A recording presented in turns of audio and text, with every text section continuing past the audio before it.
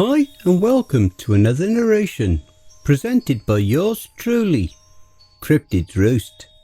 Let's just take a moment's silence for all the haters, Karens and the trolls. That's enough.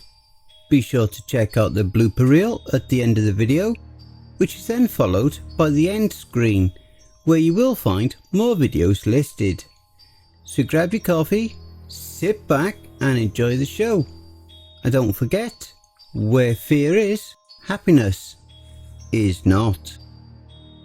Outer space things don't wear ties. This awesome short story is written by Spectre Bot. Daddies, mummies, brothers, sisters, it is a new era and a new age. Every new age brings something new. There's a new site that gives you all your quality jackets, joggers, shoes, bags, hoodies and lots more. Metaphysik.com. Check them out today and I bet you won't regret patronising with them, and you will definitely demand more. It's Metaphysik today, Metaphysik tomorrow and Metaphysik forever. 100% perfection. Remember to use the code XYZ for a 10% discount. The air was stifling and hot. Sweat beaded down my skin, rolling down the back of my neck and dripping against the cool tiles below. Despite the unpleasant humidity, I couldn't risk opening any windows. I couldn't do anything that would give away my presence. After all, who was to say that what might be lurking outside? Even if I couldn't be seen, I could be heard, smelled, touched. It was too much of a risk. Instead, I reached up and ran my hand over the back of my neck, wiping away the sweat. My hair stuck to the side of my face, my skin damp. It was uncomfortable, but not as bad as the gnawing hunger in my stomach. I only had so many rations left and I couldn't waste them. 1 meal a day, that's what I was down to. How much longer would I have to hide here? Did they even know where I was? If they couldn't see me, would they still be able to track me? I didn't know. Nothing made sense. Nothing had made sense since that day. The day the aliens came. It had been like any other spring day. Cool and drizzling, with brief spells of sunshine that did little to ward off the remnants of the water chill. Nobody had been prepared for what was coming. Nobody could have expected the world to be breached by life forms beyond our own in only a matter of hours. I'd been in the lab that day, as any other day, when we got the call. Something was happening in the stratosphere above. Movement that shouldn't be there. Unidentified phenomena approaching the Earth at a rapid rate. We didn't know how many of them there were at the time. In the shadows, we'd been preparing for this day, for the possibility of alien life, for centuries, and yet nothing we had anticipated what would help us deal with their arrival. When they came, we could do nothing. They appeared among us as wraiths, immaterial, abstract life forms, like drifting clouds of pulsing light. They had no faces, no limbs or appendages. They weren't human in appearance or like anything else we'd seen before. They were something different altogether, something unknown, extraterrestrial. They had sentience, but no concrete bodily form. They were fragile, delicate things that seemed to flow with the wind. But that made them impervious to harm, indestructible in a sense. We could barely touch them. The feeling of one passing by was akin to a damp breeze on your skin, too ethereal to properly grasp. When they came, every scientific and technological mind around the world was devoted to understanding and communicating with these alien visitors. Before we could do anything, we had to determine their reason for coming here, whether it be peaceful or a threat to humanity itself. Panic and chaos quickly ensued once the public got word of the invasion. News outlets across the globe began to spread reports of strange ghost-like creatures appearing among us, supposedly come from outer space. People cried about the end of the world, that the day had come when the earth was no longer their own. Shops were raided for supplies. People locked themselves in their homes. Everyone with a weapon prepared to defend their family and friends. But there was no need. These aliens were no threat to us. They left us completely alone. Scientists were baffled by these creatures, who seemed to have no physical body, and yet some form of intelligence. They had the infrastructure and technology to travel to Earth, and yet they had no form of communication or interaction with each other or humans. They were nothing more than ghosts drifting through the world, searching for some purpose that we could never hope to understand. Why did they come here? What did they want? Any and all attempts at communicating went down in failure. They responded to no stimuli we presented them with, and showed no interest in the state of our affairs. Any attempt to capture one of them was unsuccessful, for their wraith-like bodies could pass through anything. Even when faced with weapons, they did not react. It was impossible for us to determine anything about these life forms. Despite all of our technological advancements and the combined geniuses of our minds, we were completely and hopelessly baffled by them. As the weeks and then months went by, nothing changed. Every attempt and experiment determined to interact with these beings was futile. We knew no more about them than we did on the day of their arrival. They needed no sustenance, no sleep. They did not interact with each other. It was hard to believe that they had any biological or sentient configuration at all. Their brains or organs were not visible even within their ghostly bodies. Yet they had the presence of something on the threshold of the living and the unliving. When it became clear they had no ill intent towards us, people's panic slowly began to recede. They posed no threat to daily life, and people gradually got used to them being there. One problem was quickly becoming clear. They were increasing in number.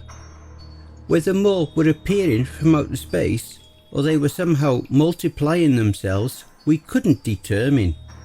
But as the months passed, more and more of them seemed to crowd our streets. Humanity once again proved their ability to adapt.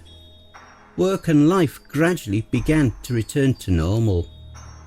With no means of communicating or interact with these alien life forms, we had no choice but to simply accept their presence among us.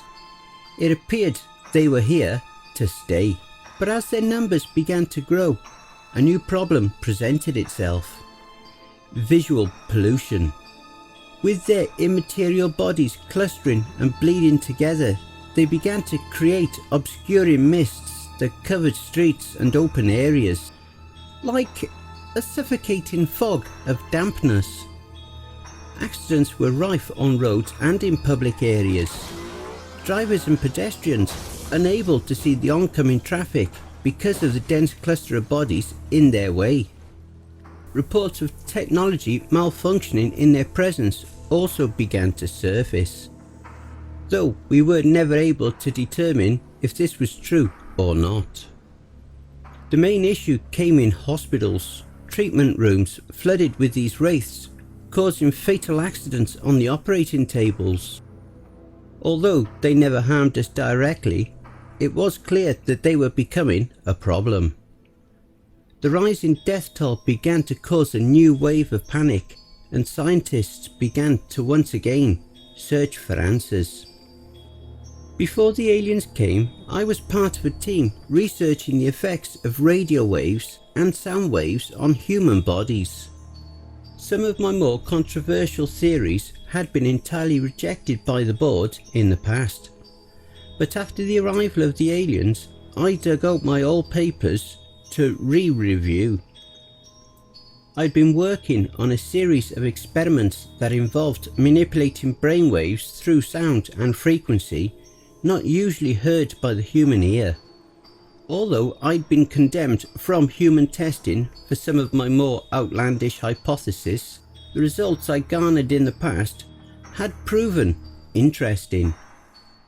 So after months of sleepless nights, pouring every second of my day into my research, I finally came to a solution.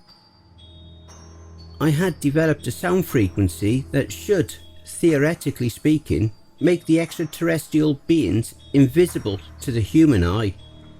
Because of their unusual biological structure, I had managed to create a signal that would block out the visual receptors that fed such information to the brain, thus rendering them invisible to us.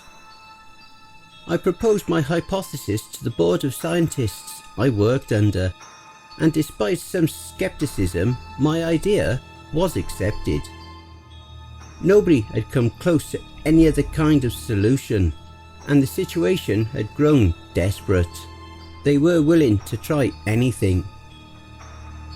Over the next few days, I worked with dozens of other scientists and physicists to create a platform from which I could broadcast the signal across the globe, thereby rendering the aliens invisible to the human eye and returning the world to some semblance of normality. With all of my preparations complete, it was finally time to commence the broadcast. Despite all of my setbacks and the critics who had rebuked my theories, my hard work would finally come to fruition for the better of the world. Only that isn't what happened. Something had gone wrong along the way. A single miscalculation, a flaw in the signal, some kind of variable I hadn't factored into my hypothesis.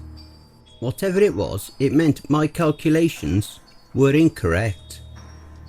Because what became invisible to the human eye wasn't the aliens who had invaded our planet, but humans themselves.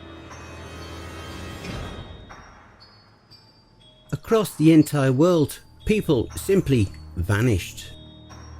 They could still be heard and felt and touched, but they couldn't be seen. The signal completely erased our ability to see other people. Chaos immediately spread across the globe. Mass panic and hysteria drove the masses. Nobody knew what was happening. Nobody knew what to do. All of a sudden, everyone they knew had disappeared, become unseen to the human eye. The only time humans became visible again was upon death. Bodies began to litter the streets, spreading disease and more panic. Hospitals were overrun with panicked patients, unable to get the treatment they needed.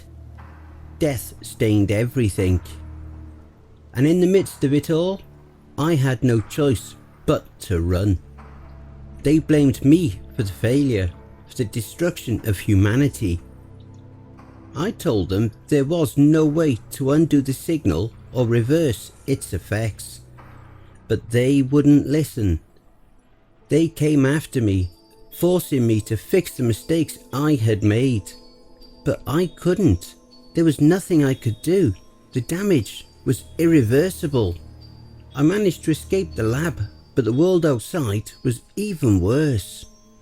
Rife with danger and disorder. People were trampled by invisible crowds. The The streets became a roadblock of crashed cars and mangled bodies. Nowhere was safe amid the chaos. I had to find somewhere to hide. Somewhere they wouldn't find me, because once they did, my life was over. And now, I was here. An abandoned research facility in the middle of nowhere. The place had been locked up, empty for years, rife with dust and cobwebs when I'd broken inside. I thought I would be safe here, somewhere they wouldn't be able to find me. It had only been 2 weeks since I fled here, but I was already running out of food and the air was smothering. Even so, it was too dangerous to leave. I didn't know who was out there, unseen, waiting for me to make a move. It was too much of a risk. I was trapped here in this stifling prison, hungry, tired, scared. But what could I do? There was no way to fix what I'd done. This was the end of everything as we knew it.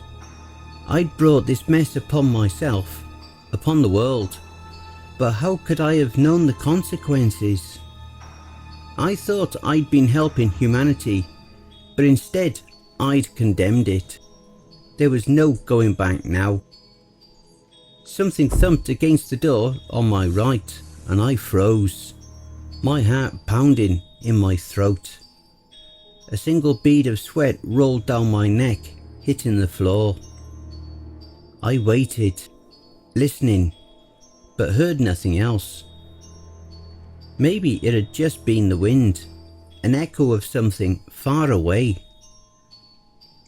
As the silence drew on, the tension fled from my shoulders.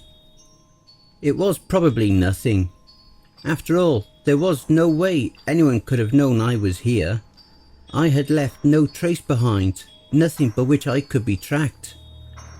I was fine as long as...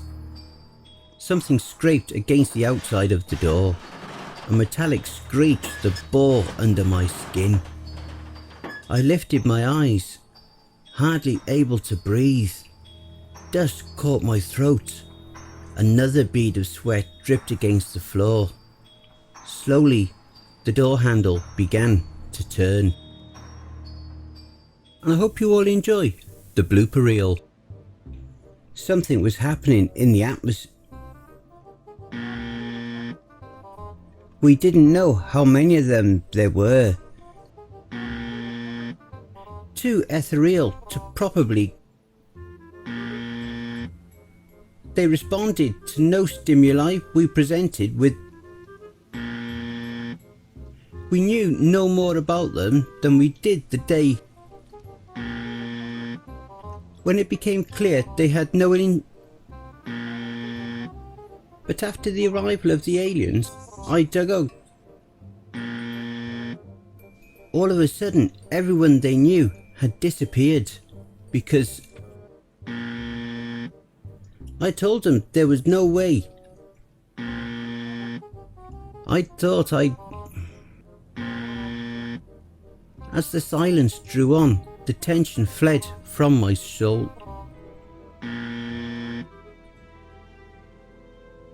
Hey family, please be so kind as to punch the like button and smack the ass of the subscription button as well. And remember to chokehold that notification bell and then select all. That way you'll receive all notifications each time I upload a new video. And by subscribing, you'll be the first to see all of our new spooky creepypasta stories. A very big thank you to Spectre Bot for allowing me to narrate this awesome story. Make sure to check out Spectre Bot's Reddit page for more brilliant stories as well. Also be sure to check out the Spectre Bot playlist here for more of their stories that I may have already narrated. I would just like to say a very big thank you to all of the authors that I have worked with and all the ones that I will work with in the future. So thank you all, my brothers and sisters. And why not hashtag cryptidsroost in your comments. A quick thank you to all of my Cryptids Roost community family too. We are now well on our journey to 1000 subscribers. So please spread the word and help us to grow and expand. If you would like to support the channel and help make us grow, you can help buy me a coffee with your donations, big or small, to buymeacoffee.com. You can also support us at Ko-Fi and BitChute. You can also follow us on our Facebook group, Twitter and Instagram. You can support us and donate also via paypal.me/cryptidsroost as well. All relevant links will be below. And don't forget to check out the end screen, see above. That will also list some more videos in my back catalogue. Take care everyone, and I hope you all have a wonderful and peaceful night. And don't forget, where fear is, happiness is not.